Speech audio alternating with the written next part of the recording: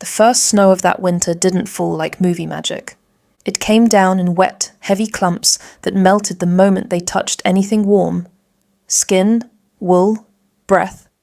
The kind of snow that makes the streetlights look tired and turns every sidewalk into a slick, uncertain promise. Maya Halstead stood in the driveway with a duffel bag at her feet, watching the front door close.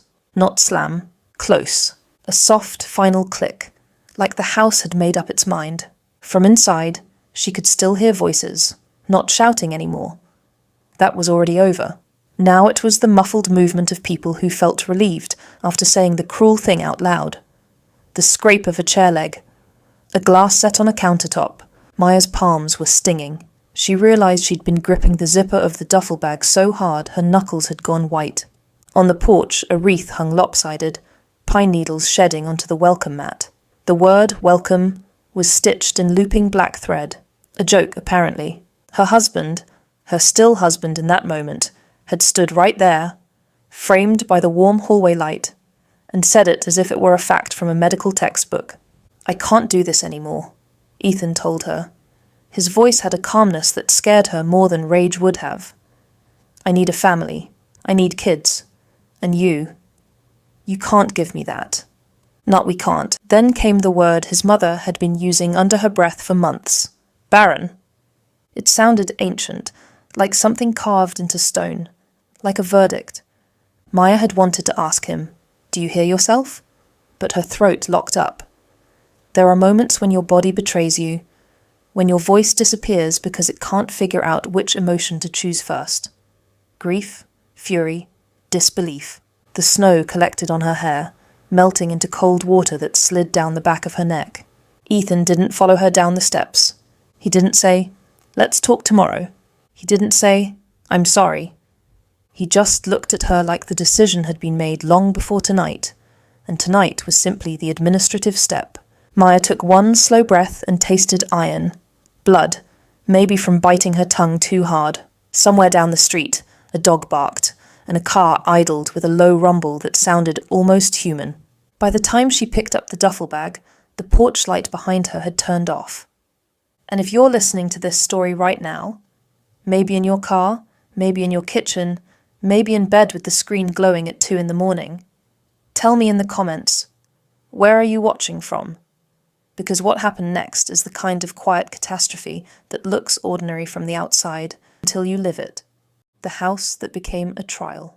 Maya and Ethan had been married for 4 years. They weren't one of those couples who fought loudly. Their relationship on the surface was polite. 2 professionals, 2 tidy calendars, 2 toothbrushes in the same cup. She worked as an executive assistant at a mid-size architecture firm in Chicago. Good at details, good at keeping someone else's life from falling apart. Ethan was a sales manager for a medical equipment distributor.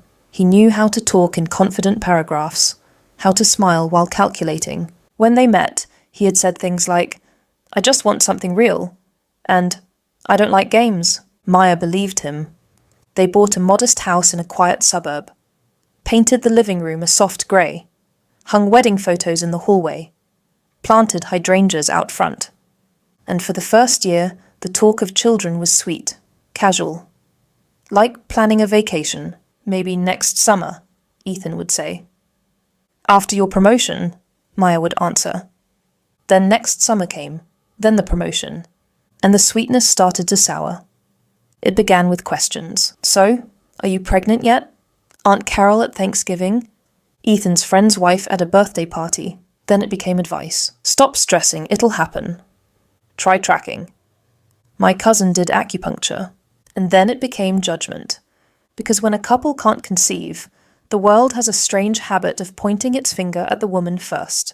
Maya sat under fluorescent clinic lights, gown tied at the back, cold air crawling up her legs. She did blood work, ultrasounds, awkward conversations with doctors who tried to be gentle but still sounded like they were reading checklists. Her tests came back mostly normal.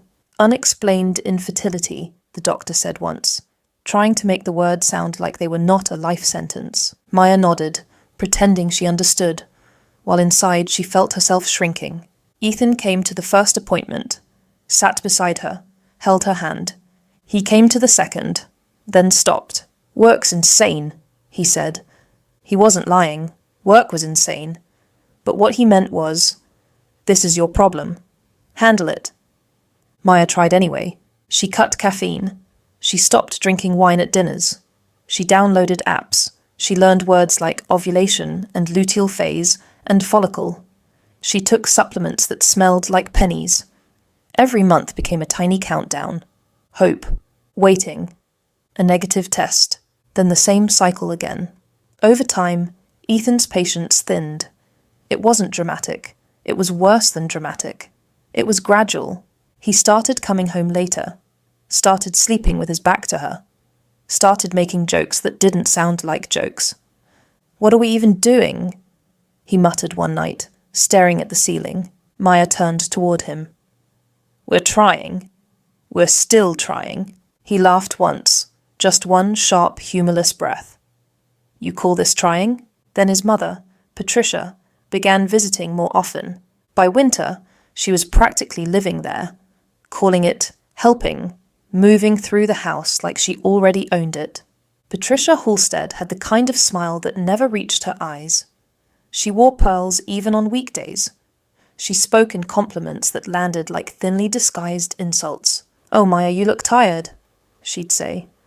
This stress can't be good for your situation. Or, I know Ethan wanted to be a father so badly. Since he was a little boy, she always emphasized he wanted. As if Maya's desire didn't count.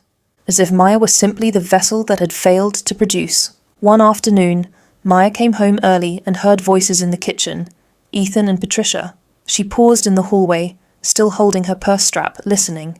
I'm telling you, Patricia said, voice low and clipped, you can't waste your life waiting. Not for her. Ethan sighed. Mom, stop. Stop what? Being honest? Ethan, you deserve...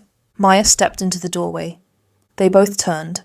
The silence that followed felt like a room suddenly losing oxygen. Ethan's face flushed. Patricia's expression didn't change.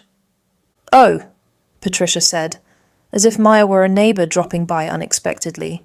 You're home. Maya's voice came out small. What did you mean? Not for me. Patricia smiled. Sweetheart, don't be dramatic. We all want what's best for Ethan, and for a family. Surely you understand. Maya looked at Ethan. He didn't defend her. He didn't say, Mom, get out. He just looked down at the counter and picked at a loose thread on his sleeve. That was the first time Maya felt the ground shift beneath her. Not because of Patricia, because of Ethan's silence, the night everything broke. 2 weeks later, it happened. They had just come back from a friend's baby shower. Pink cupcakes, tiny socks hung like decorations, people taking selfies with someone else's future. On the drive home, Maya stared out the window at the passing streetlights. Ethan drove with one hand on the wheel and the other tapping a rhythm on his thigh. He didn't speak. When they pulled into the driveway, he parked and shut off the engine. The sudden quiet made Maya's ears ring. Maya, he said. Her stomach tightened. Don't do this, she whispered, as if she could stop the moment by naming it. Ethan exhaled, long and slow. I can't keep pretending. Pretending what? That this is going to happen. That you're going to... He stopped, swallowed. That we're going to have kids. Maya's voice shook. We can try treatment. IVF, adoption. There are options. The jaw of Ethan clenched. I don't want options. I want my own. The words hit her like a slap. Maya stared at him, blinking. You're talking like I'm broken, she said. Ethan's eyes flickered. For a moment, just a moment, she saw hesitation. Then he did what people do when they are committed to being cruel. He doubled down. My mother's right, he said. Maya felt heat rush to her face. Your mother? She says what everyone's thinking, Ethan continued, voice gaining confidence with every sentence. This isn't normal. This isn't a marriage. It's just disappointment. Every month. Maya's nails dug into her palms. So you're punishing me for something I can't control? Ethan looked away, out the windshield at the bare tree branches. I'm not punishing you. I'm choosing my life. Maya's chest tightened. And what am I? Ethan turned, eyes flat. You're not the person I thought I married. That was when Patricia's voice appeared, because of course she was there. She opened the front door before Maya even stepped onto the porch, as if she'd been waiting in the dark hallway, listening to the engine pull in. Patricia stood in her robe, pearl still on, holding a mug of tea. "We're doing this now?" Maya asked, incredulous. Patricia's smile was thin. "It's better to be decisive." Ethan pulled the duffel bag from the closet. Maya's duffel bag, the one she used for weekend trips. He placed it at her feet like an offering. "We'll talk about paperwork later," Ethan said, "but you need to leave tonight." He said it plainly. If she refused, he'd call the police and claim she was having a breakdown, and Patricia would back his version without blinking. Maya's lips parted. No sound came. Patricia sighed as if Maya were being inconvenient. "Don't make this harder. You've had years to fix whatever this is." Maya finally found her voice. It came out low and dangerous. "Fix what? My body? My worth? My humanity?" Patricia's gaze sharpened. "You know exactly what I mean." And then Ethan said it, the word that made Maya's entire world tilt. "Barren." He didn't yell it. He said it like he was naming a medical condition, like he was absolving himself. Maya took one step back, feeling like she'd been shoved. "You don't even know if it's me," she said. Ethan's expression flickered. "The doctor said your tests." "The doctor said unexplained," Maya cut in. "You never even did yours." Ethan's nostrils flared. "I'm fine." Maya stared at him, stunned by the certainty of a man who had never been tested. Patricia set her mug down with a soft click. "Ethan is not the problem." Maya looked at the two of them, the synchronized certainty, the shared narrative, the decision that had been made without her. She realized she was outnumbered in her own marriage. So she picked up the duffel bag and stepped into the snow. The first month's survival, not healing. Maya didn't go to a friend's house. She didn't go to her parents, not at first. Pride is a strange thing. It can keep you standing when you should be collapsing, but it can also keep you alone when you need help. She drove to a budget motel near the highway, one of those places with buzzing lights and curtains that never fully close. She paid for a week with her credit card. The room smelled like old cleaner and stale cigarettes, though it was supposedly non-smoking. Maya sat on the bed with the floral comforter, staring at the wall. Her phone vibrated once. "Ethan." She didn't answer. Then a message. "Let's handle this like adults. Don't drag it out." No apology. No, "Are you okay?" Just logistics. Maya's chest felt hollow. She cried quietly into a towel so the neighbors wouldn't hear. Not because she cared what they thought, but because she felt like she had already lost all dignity, and she couldn't bear to have strangers witness it. In the morning, she put on makeup with shaking hands, went to work, smiled at colleagues, answered emails. And every time someone asked, "How was your weekend?" she felt her throat close. She started sleeping in 2-hour chunks. She stopped eating full meals. She walked through her days like a person underwater. After a week, she finally called her older sister Dana. Dana answered on the second ring. "Hey mate," Maya's voice broke. "Can I come over?" There was a pause, just long enough for Dana to understand what it meant. "Right now," Dana said. Not a question, a command. "Come right now."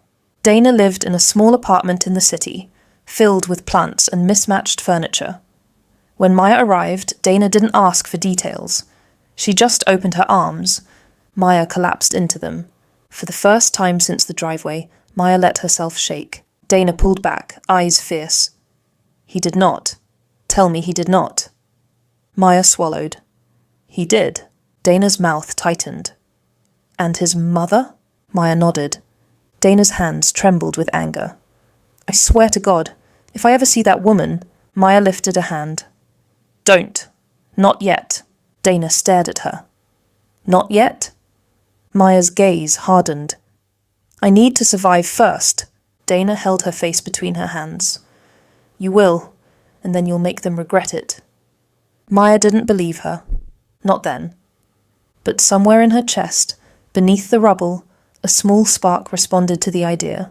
The letter that changed everything. 2 months after Maya moved into Dana's spare room, an envelope arrived. Not a text, not an email, an envelope. Ethan's handwriting, neat, controlled, almost elegant. Inside was a formal letter from his lawyer. Divorce petition, request for an expedited process. And then, as if it were the most casual line in the world, Ethan was asking for the house. The house they bought together. The house she'd painted, cleaned, decorated. The house that had become the courtroom where she was convicted. Maya's hands shook as she read. Oh, he wants war. Fine. Maya sank onto the couch. It wasn't that she wanted the house. She didn't. She didn't want the hallway photos, the hydrangeas, the porch mat that said, welcome. What she wanted was proof. Proof that she hadn't been thrown away like trash. Dana sat beside her, voice gentler. We're getting you a lawyer. Maya stared at the letter. I don't have money for a lawyer. Dana's eyes narrowed. Yes, you do. Maya looked up. Dana leaned forward. Maya, you have a job. You have a brain that could run circles around Ethan. And you have something else. Something he doesn't. Maya swallowed. What? Dana's voice was quiet. A conscience. Which means when you finally decide to fight, you won't have to wonder if you're wrong. Maya didn't feel righteous. She felt exhausted. But exhaustion can turn into clarity if you let it. A week later, sitting in a small office with a lawyer named Naomi Klein, sharp eyes, calm voice, zero patience for nonsense, Maya found out something that made her stomach drop. Naomi flipped through paperwork. So, you did fertility testing, she said. Maya nodded. For 2 years. Naomi looked up. Did he? Maya hesitated. No, he said he didn't need to. Naomi's expression didn't change, but her tone sharpened. He does, and if he's claiming infertility as grounds for whatever emotional narrative he's building, we're going to request medical disclosures. Maya blinked. He can refuse. Naomi smiled, humorless. Not if he's making fertility part of his legal narrative. If he wants to weaponize it, we can request discovery. We're going to test the story. Maya's heart thudded. Test the story. She hadn't realized until that moment how much of her life had been built on Ethan's version of events. Naomi filed requests. Ethan's lawyer pushed back. Naomi pushed harder. Then, 3 weeks later, a packet arrived. Medical records. Maya's hands trembled as she opened it. The key phrase jumped off the page. Male factor infertility. Low sperm count. Tests done. Quietly. 6 months before Ethan kicked her out. 6 months. Maya stared at the paper as if it might change if she blinked. Her vision blurred. Dana stood behind her, reading over her shoulder. Dana whispered, That... Maya's throat tightened. He knew. Dana's voice shook with fury. He knew, and he let them call you Barren. Maya sat down slowly, like her bones had turned to ash. It wasn't just betrayal. It was theft. He had stolen her dignity, her sense of reality. 2 years of her life spent blaming herself. Maya pressed her hand to her mouth to keep from making a sound. Then, unexpectedly, something else rose beneath the grief. A cold, steady clarity, because now she had the truth. And truth changes the balance of power. The second turning point, the choice to become someone new. The divorce process dragged for months, but the narrative shifted. Ethan stopped talking about family values. He stopped painting Maya as the problem. Because Naomi had the records, and in mediation, when Ethan's lawyer tried to imply Maya had failed to provide children, Naomi slid the paper across the table. Male factor infertility. Maya watched Ethan's face go pale. For the first time since the driveway, he looked afraid. Not remorseful. Outside the mediation room, Ethan caught up to Maya in the hallway. Maya, he said. She kept walking. He reached for her elbow, then stopped himself. Can we talk? He asked. Maya turned. She looked at him, really looked. The man she once loved. The man who let his mother call her Barren. The man who blamed her for what was in his own body. Maya's voice was steady. There's nothing to talk about. Ethan's eyes darted around, nervous. I was ashamed. Maya blinked slowly. So you decided I should carry your shame? Ethan's jaw tightened. It wasn't like that. Maya's smile was small and sharp. It was exactly like that. Ethan swallowed. I didn't mean for my mom to... Maya cut him off. You meant for me to leave. Silence. Maya leaned closer, voice low. You don't get to rewrite this now because you got caught. Ethan's face tightened with something like anger. Because some people feel entitled even to forgiveness, Maya stepped back. Goodbye, Ethan. And she walked away. That night she didn't cry. She sat at Dana's kitchen table with a notebook and wrote a list. Not revenge, not fantasies. A list of practical truths. She was still alive. She had a job. She had skills. She had time. She had proof that she was not what they called her. Maya stared at the list and felt something unfamiliar. A beginning. Reinvention in the small hours. Recovery didn't arrive like a sunrise. It arrived in the small hours. In the mornings when Maya forced herself to eat oatmeal even when she didn't want to. In the evenings when she went for walks in the cold instead of lying in bed scrolling through memories. In the moments when she caught herself thinking Ethan's voice. Barren, Barren, Barren. And then replacing it with a different sentence. I am not the story they told about me. At work, Maya began staying late, not because she needed to, but because she wanted to. Architecture had always fascinated her. The way buildings could be both shelter and statement. She started asking questions, sitting in on design meetings, learning software.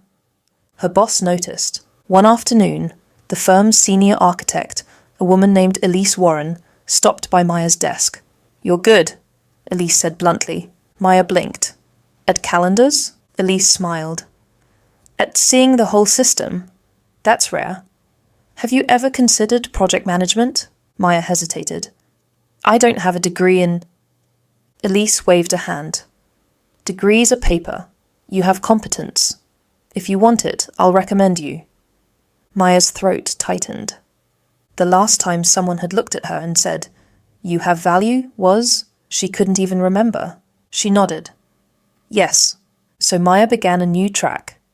She studied at night, took certification courses, learned how to negotiate budgets, manage teams, handle contractors who tried to talk over her. She learned, quietly, how to take up space, and in the months that followed something shifted. Not her grief, her posture, her gaze. Her sense of what she deserved. The divorce finalized. Maya didn't get the house. She didn't want it. But she did get something better. Freedom. And a settlement that was modest but enough to start. Naomi's final words to her were simple. Don't let them define you. They tried. They failed. Maya walked out of the courthouse into bright spring sunlight. The air smelled like damp earth and new leaves. She lifted her face toward the sun. For the first time in a long time, she felt warm. The billionaire, before he was a twist. People love stories where a billionaire appears like magic. A man in a tailored suit, a car that costs more than your childhood home, a rescue. But real life doesn't usually deliver people like that. Real life introduces them as ordinary. Maya met Adrian Vale in a conference room. Maya was in her early 30s, tired, newly promoted, holding a binder of project documents as if it were armor. The architecture firm had landed a bid to redesign a historic hotel downtown, a building with ornate stonework and a reputation. The client? A holding company with a name that sounded deliberately vague. On the day of the kickoff meeting, Maya arrived early, set up the projector, arranged chairs. Then the door opened. A man stepped in, wearing a dark coat, hair slightly damp from rain. He didn't walk like someone trying to be noticed. He walked like someone used to being watched but not interested in it. He offered a hand. Adrian Vale. Thanks for having me. Maya shook his hand. His grip was firm, warm. You're the client representative? She asked. Adrian smiled. I'm part of the ownership group. Maya nodded. Professional. Okay, great. We'll go through scope, timeline. Adrian looked at the architectural renderings on the screen. His expression shifted, not in approval, not in critique, but in something closer to attention. You kept the old archway, he said. Maya blinked. Yes, it's one of the building's defining features. Most people want to tear history down and call it progress. Maya surprised herself by answering honestly. Sometimes history is the whole point. Adrian's gaze held hers for a beat longer than a business meeting required. Then he looked away, back to the plans. Over the next weeks, Adrian showed up consistently. He asked thoughtful questions. He listened. No, he didn't treat Maya like a background character in his life. And that, more than money, more than power, was what felt unfamiliar. One evening, after a long site inspection, Maya and Adrian walked out into the lobby of the half-renovated hotel. Dust hung in the air like a veil. The scent of old wood and plaster clung to everything. Outside, the city glowed with neon and wet pavement. Adrian held the door for her. "Can I ask you something?" he said. Maya paused, binder tucked under her arm. "Sure." Adrian's voice was calm. "Do you actually like this work?" Maya laughed once, surprised. "What kind of question is that?" He shrugged. "Most people are doing what they think they should. Very few are doing what they want." Maya considered. Then she said it, quietly, almost as if speaking it would make it real. "I like being useful," she admitted. "I like building things that last." Adrian nodded, as if he understood something beyond her words. "Then don't ever let anyone convince you you're disposable," he said. Maya's breath caught. He couldn't have known. Not then. But the sentence hit her like a hand on her back, steadying. Maya forced a smile. "I won't." But inside she thought, "I'm still learning how." The love that didn't demand proof. Adrian didn't pursue Maya like a conquest. He didn't flood her with grand gestures. He invited her to coffee. Then dinner. Then, slowly, a relationship that felt like stepping into a room where you could finally breathe.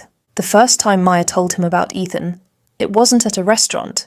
It was in her apartment. She'd moved out of Dana's place by then, into a small but bright studio with tall windows. Rain tapped against the glass. Maya sat on the floor with takeout containers between them. Adrian listened as she described the years of trying, the questions, the shame, the night in the snow. When she said the word Barren, her voice cracked. Adrian's jaw tightened. He didn't say, "How could he?" Like a dramatic line. He said something simpler. "I'm sorry they did that to you." They, not just Ethan. The whole machine. Maya swallowed. "I thought I was broken." Adrian's eyes held hers. "You were lied to." The distinction mattered. Maya blinked hard. He knew it was him. Adrian exhaled, slow and controlled, as if he had to manage his own anger. Maya waited for advice, for solutions, for the billionaire move. Lawyers, investigators, revenge. But Adrian only reached out and took her hand. "No one gets to define you by what they want from you," he said. Maya's throat tightened. "I don't know if I can have kids. Not after everything." Adrian's grip didn't change. "We'll live a full life either way," he said. Not "I'll give you kids," not "I'll fix you," just a full life. Maya felt something unclench inside her. Because for the first time, love didn't come with a performance review. The decision and the fear. A year passed. Maya became a project manager. Then a senior project manager. She learned how to command a room. Adrian, she discovered, wasn't just wealthy. He was famous in certain circles, tech investments, real estate, philanthropic foundations, the kind of money that came with magazine articles and public assumptions. But with Maya, he was quiet. He cooked pasta badly. He left books half-finished on her coffee table. He laughed at her dry jokes. He was, in the private spaces of their lives, simply a man. Then, one night, Maya found herself staring at a pregnancy test. She had taken it in the bathroom, hands shaking, expecting disappointment out of habit. When the second line appeared, faint but real, she didn't feel instant joy. She felt terror. Because hope is dangerous when you've been trained to expect loss. Maya walked out of the bathroom holding the test like it might dissolve. Adrian was in the kitchen, rinsing dishes. He turned. He saw her face. He stepped forward. "Maya?" She held up the test. His ears widened, then softened. He didn't shout. He didn't spin her around.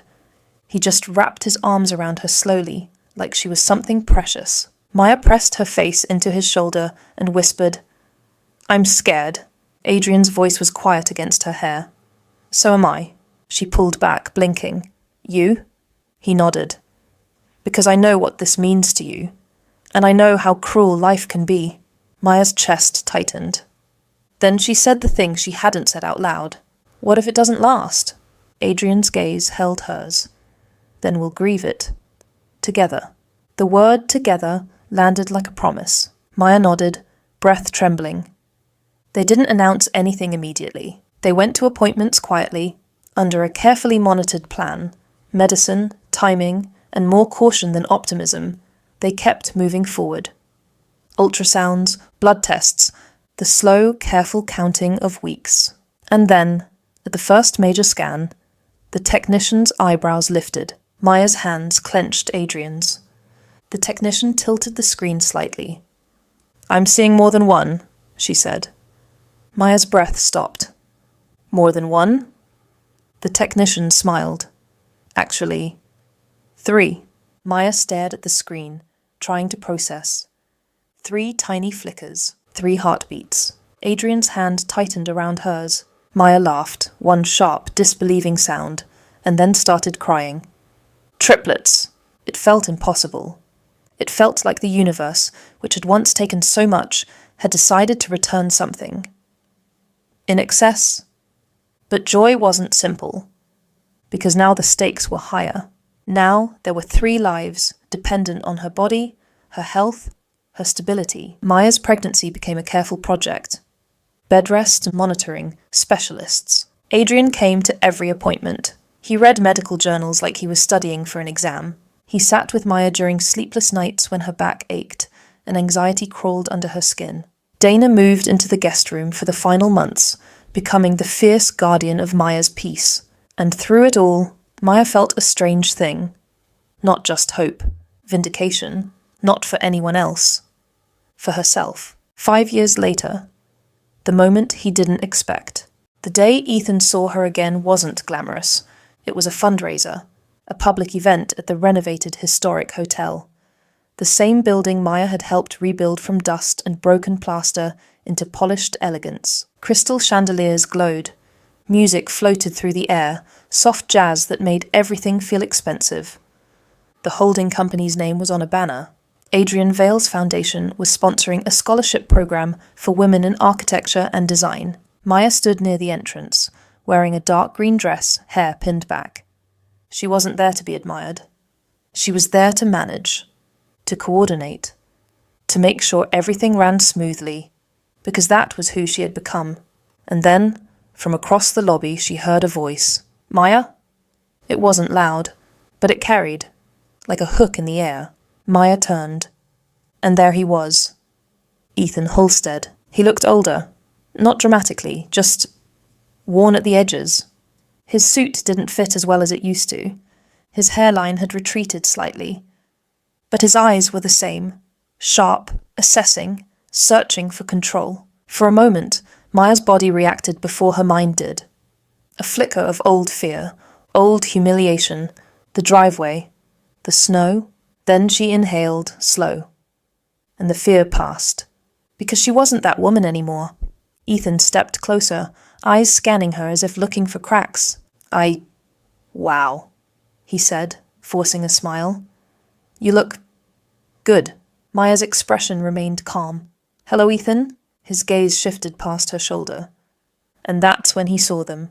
3 children, 2 little boys and a little girl, all around 3 or 4 years old, dressed in miniature formal clothes. They were holding hands in a small chain, guided by Dana, who had become the designated wrangler for events like this. The kids were laughing about something, faces bright. They looked like Maya. Same dark eyes, same expressive eyebrows. But they also looked like Adrian. A subtle shape of the jaw, a certain posture. Ethan's mouth opened slightly, his face drained of colour. Maya watched the realization hit him in slow motion. Triplets, a family, a future. The one thing he had claimed she could never have. Ethan's voice came out strained. "Are those—" Maya didn't answer right away. She didn't owe him anything. but she also wasn't interested in playing coy. "Yes," she said simply. "They're mine." Ethan blinked rapidly. "How—" Maya's lips curved in a small, controlled smile. "Life is complicated, isn't it?" Ethan's throat bobbed as he swallowed. His eyes were fixed on the children like they were a hallucination. Then the lobby shifted. Because the room, the event, the glittering atmosphere, it all seemed to subtly reorient toward the man who had just entered, Adrian. He walked in with quiet authority, greeting people, shaking hands. He didn't announce himself. The room did it for him. Ethan turned, following the direction of everyone's attention. His eyes widened when he recognized Adrian. Because Ethan wasn't ignorant. He lived in the world. He knew the name. Adrian Vale was the kind of billionaire you couldn't avoid hearing about. And now Adrian was walking toward Maya. Ethan's face tightened, confusion and disbelief mixing with something uglier. Adrian reached Maya, leaned in, kissed her cheek. His hand touched her lower back, gentle, familiar. Then he looked at Ethan. His expression was polite, not aggressive, not smug, just aware. "Hi," Adrian said. Maya said, "Adrian, this is Ethan, my ex-husband." Adrian offered his hand. Ethan hesitated, then took it. The handshake was brief. Ethan forced a laugh that sounded wrong. "I didn't realize you—" He stopped. Because what could he say? "I didn't realize you upgraded? I didn't realize you were valuable after all?" Maya watched him struggle for language. Adrian's voice remained calm. "Maya mentioned you once, a long time ago." Ethan's jaw clenched. "Right." Maya felt Dana's presence behind her. Dana's voice cut in, sweet as sugar, sharp as glass. "Kids, come say hello to your mum." The triplets hurried over. "Mama!" the little girl chirped, wrapping her arms around Maya's legs. The boys leaned in too, each grabbing a hand. Maya's heart softened immediately. She crouched, kissing their heads. Ethan stared, frozen. His eyes flicked to Maya's face. He looked like a man watching his own story collapse. Because he had built a narrative where Maya was the problem. And now, standing in a lobby he couldn't afford to belong to, he was confronted with something undeniable. Maya was not barren. Maya was not discarded. Maya was not ruined. Maya was thriving. Ethan's voice came out rough. "Maya, I didn't—" Maya stood slowly, children still holding her hands. Her voice was even. "What did you expect to happen, Ethan?" He blinked. Maya continued, quieter now. "Did you think I'd disappear?" Ethan's lips parted. Maya watched his eyes shift, searching for an angle, a plea, a way to make himself the center again. "I made mistakes," he said. Maya nodded. "Yes." Ethan's face tightened. "I was under pressure. My mother—" Maya's gaze sharpened. "Don't." One word. A boundary. Ethan froze. Maya inhaled, then delivered the truth like a clean cut. "You didn't just leave me," she said. "You blamed me for what you were ashamed of. You let me carry your humiliation. You let me be punished for your fear." Ethan's eyes flashed with anger.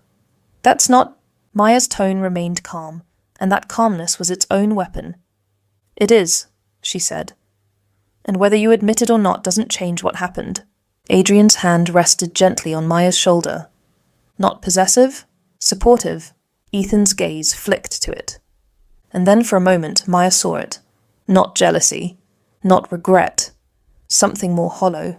The realization that he had thrown away someone irreplaceable because he was too small to face his own truth. Ethan's voice dropped. "Are they mine?" Maya's eyes narrowed slightly. Her answer was immediate. "No." Ethan flinched. Maya didn't soften it. "No," she repeated. "They are mine. And Adrian's. And they are loved. That's the only thing that matters." Ethan's face twisted. "You moved on that fast?" Maya almost laughed. Instead she said, 5 years, Ethan. It only feels fast to you because you weren't the one rebuilding." The words hung in the air. 5 years. That was how long he'd been absent. That was how long she'd been rebuilding. That was how long he'd been living his life while she was fighting to remember her worth. Ethan's mouth opened, then closed. Because what could he do with 5 years? He couldn't argue with it. He couldn't undo it. And for the first time, Maya saw him as he truly was. Not a villain in a movie. A weak man who had chosen comfort over integrity. Maya turned slightly toward her children. "Okay," she said softly. "We're going inside." The triplets tugged her hands. "You don't get access to this." Maya began walking away. Ethan followed for a step. "Maya, wait." Maya didn't stop. Adrian, calm and courteous, stepped half a pace behind her, quietly blocking Ethan without making a scene. Ethan stood there, watching. And in the glow of the chandelier, the story he told himself about Maya's failure, about his righteousness, shattered. The aftermath. What victory really looks like. Later that night, after the speeches and the photos and the quiet applause of donors, Maya went upstairs to a hotel room Adrian had reserved for the family. The triplets were asleep in a pile of blankets, breath soft and synchronized, as if they were still connected. Maya sat on the edge of the bed, watching them. The room was dim, lit by city light slipping through curtains. Adrian sat beside her. Dana had gone home, exhausted but triumphant. Maya rested her hand on her daughter's hair. Her heart felt full. And yet, beneath the fullness, there was a tremor. Adrian noticed. "You okay?" he asked. Maya nodded slowly. "I thought I'd feel something else." Adrian waited. Maya swallowed. "I thought seeing him would feel like a movie moment. Like the universe finally balancing the scales." Adrian's voice was soft. "And instead," Maya exhaled, "instead I just felt sad." Once Adrian nodded, understanding.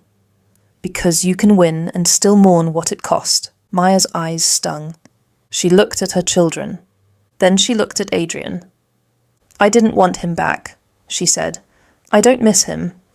But I miss who I was before all of that. Before I learned how cruel people can be." Adrian's hand covered hers. "You didn't deserve that lesson." Maya's voice dropped. Sometimes I still hear it. That word. Adrian's gaze held hers. "And what do you say back?" Maya inhaled. She whispered, "I say no." Adrian nodded, proud in a quiet way. "Good." Maya sat there, listening to the city hum beyond the glass. She thought about the driveway, the snow, the duffel bag, the porch light turning off. Then she looked at her children sleeping in warmth. She looked at the man beside her who had never demanded proof. And she understood something. Her life hadn't been saved by a billionaire.